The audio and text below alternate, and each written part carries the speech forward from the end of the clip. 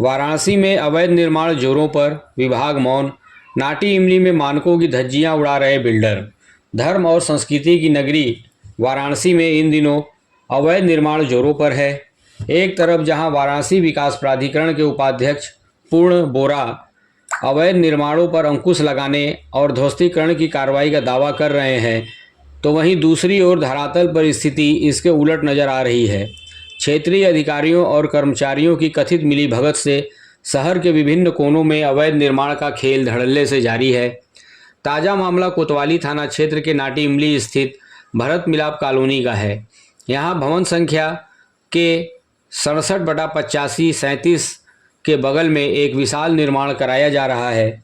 स्थानीय सूत्रों और मौके की स्थिति के अनुसार यह निर्माण पूरी तरह से मानकों के विपरीत और अवैध निर्माण से किया जा रहा है।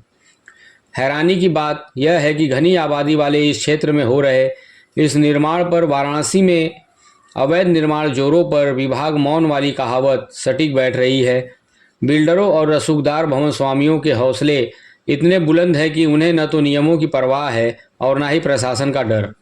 वाराणसी विकास प्राधिकरण के उपाध्यक्ष भले ही अवैध निर्माणों को लेकर सख्त रुख अपनाए हुए हैं, लेकिन क्षेत्रीय स्तर के अधिकारियों की मौन सहमति कई सवाल खड़े करती है। क्या इन अवैध निर्माणों की जानकारी क्षेत्रीय जेई और सुपरवाइजर को नहीं है?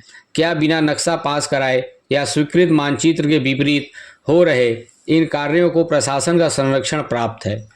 जब वाराणसी में अवैध निर्माण जोरों पर होते हैं और विभाग मौन रहता है, तो इससे न केवल शहर का स्वरूप बिगड़ता है, बल्कि भविष्य में सीवर, बिजली, यातायात और दुर्घटनाएं जैसी समस्याओं का बोझ भी बढ़ता है। बीएम ब्रेकिंग न्यूज अपनी सामाजिक जिम्मेदारी निभाते हुए शासन, प्रशासन और अपने दर्शकों को शहर में हो रहे ऐसे हर अवैध निर्माण से अवगत कराता रहेगा। नाटी इमली का यह मामला तो महज एक वानगी है।